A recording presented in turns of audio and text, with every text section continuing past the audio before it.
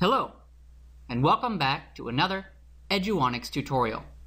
My name's Matthew Brown, and I'm your instructor for this course.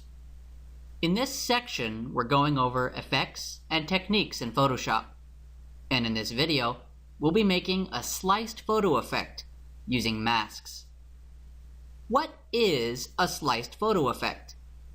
Well, in this case, it's not using slices in Photoshop to split up an image to save for a web page. No.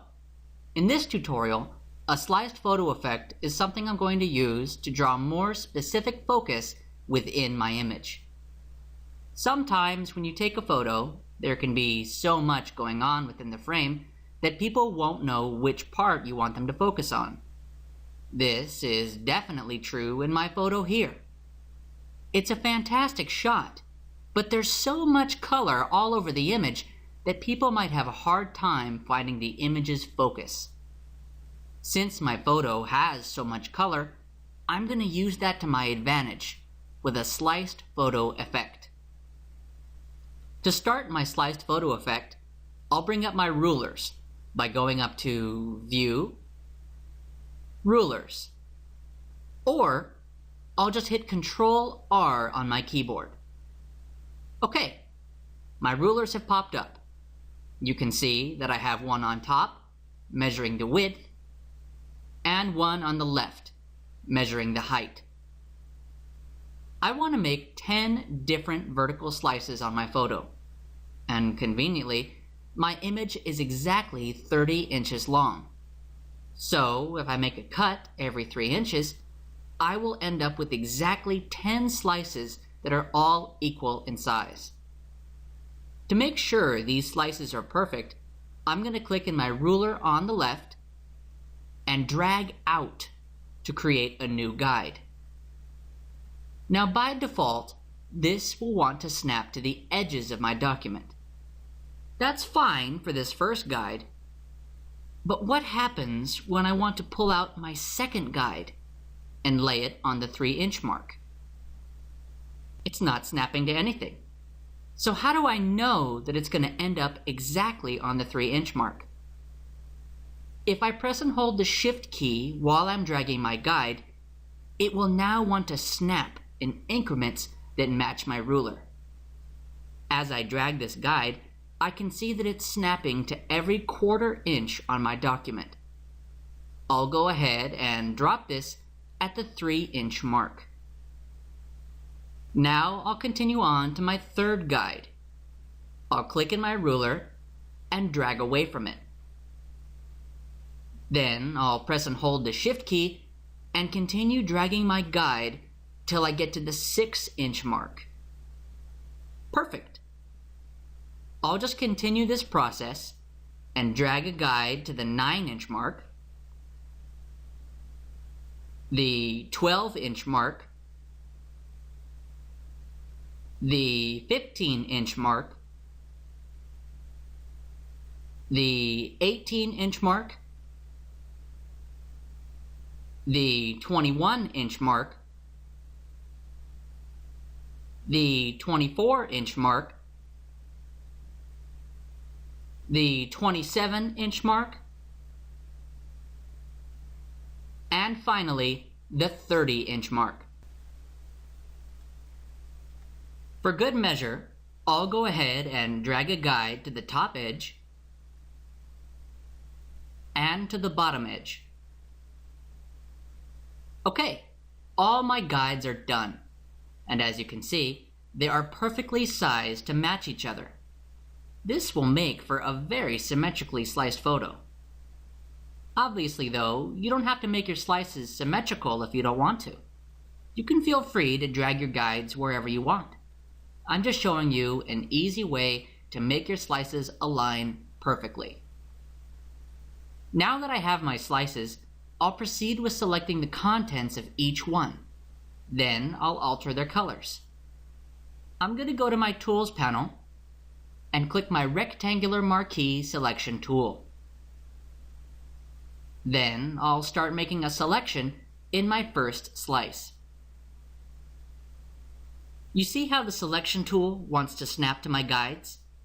This is exactly why I made them in the first place. The guides give me the ability to make selections in the slices of my photo with a high level of accuracy, down to the very pixel.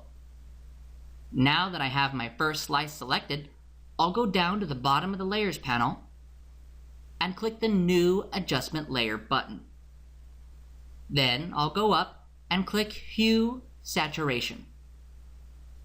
What this has done is it's made a new Hue Saturation Adjustment layer. And since I had a selection on the canvas, it's automatically used that selection in its layer mask. If you look closely at the layer mask thumbnail, it's mostly black on the right, with a white sliver on the left. This is because Photoshop automatically uses your selection to define the contents of the new layer mask. I want to give you a closer look. I'm going to go ahead and press the Alt key on my keyboard and click the Hue Saturation Mask to go inside it. Here you can see that most of the mask is black, except for the area that I had selected, which is white. Once again, if you have an area of the canvas selected and you make a new layer mask, Photoshop will use that selection and apply it to the layer mask. I'll exit my layer mask by clicking the icon to the left of the layer mask. This should also bring up the properties of my Hue Saturation layer. I'm going to go down to this saturation slider and slide it all the way to the left, so the box on the right will say -100. This has taken away all the saturation of the area I selected, completely removing the color of this slice. Okay, now it's time to move on to the next slice. I'll use my selection tool to make another selection in my second slice.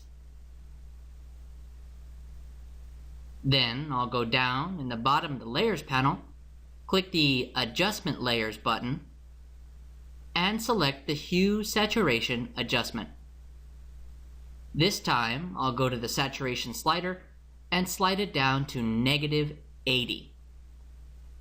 You can see it's affecting the slice next to my first one, and since the saturation is only at -80, you can see the difference between it and my first slice, which is at -100 saturation. This means that it's slightly more saturated, but not yet enough to fully colorize the slice. Now I'll move on to my third slice. I'll use my selection tool to select it. Then I'll make a new Hue Saturation Adjustment layer. And this time, I'll bring the saturation down to -60. Then I'll move on to my next slice by selecting it, make a new Hue Saturation Adjustment layer, and I'll bring the saturation down to -40. What I'm doing is using this document's abundance of color against it by desaturating what I don't want to draw focus on. As I continue towards the slices in the middle, I will continue to adjust their saturation sliders in increments of 20 up closer to 0 for more color saturation. I'll use my selection tool to make a selection in my fifth slice. Then I'll make a new Hue Saturation layer and bring the saturation up to -20. Now I'll use my selection tool to make a selection in my sixth slice. I'll make a new Hue Saturation layer, but this time I'll keep the saturation right at 0.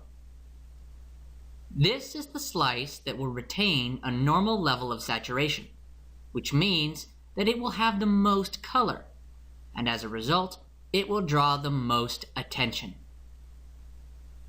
Now that I've hit the peak, I will continue on with the rest of the slices, but in reverse.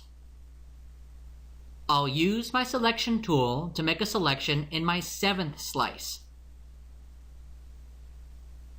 I'll make a new hue saturation layer and bring the saturation down to -20. Then, I'll use my selection tool to make a selection in my 8th slice. I'll make a new hue saturation layer and bring the saturation down to -40. Now, I'll use my selection tool to make a selection in my 9th slice. I'll make a new hue saturation layer and bring the saturation down to -60. Finally, I'll use my selection tool to make a selection in my 10th and final slice. I'll make a new hue saturation layer and bring the saturation down to -80. Okay, I'm done making my slices. Now that they're complete, I don't need these guides anymore. So to hide them, I'll just go up to View, Show, Guides. While I'm at it, I'll go ahead and hit Ctrl-R on my keyboard to hide my rulers. Now you can see just how effective the sliced photo effect can be. All the focus is being drawn to the middle of my image, because all the colors outside the middle have been desaturated. And using saturation in increments of 20 has made this cool slicing effect, almost like my image is showing color in different stages. There's one more adjustment I want to make to my document. I'll go down to the bottom of the Layers panel, click the New Adjustment Layer button, but this time I'll make a new Brightness Contrast layer. Then I'll go up to my Contrast slider and bring it all the way up to 100. There we go. Now the image has focus in regards to color, and it also has a higher contrast to really make it pop. That will do it for slicing a photo with masking. I'll go over another effect and technique in the next video.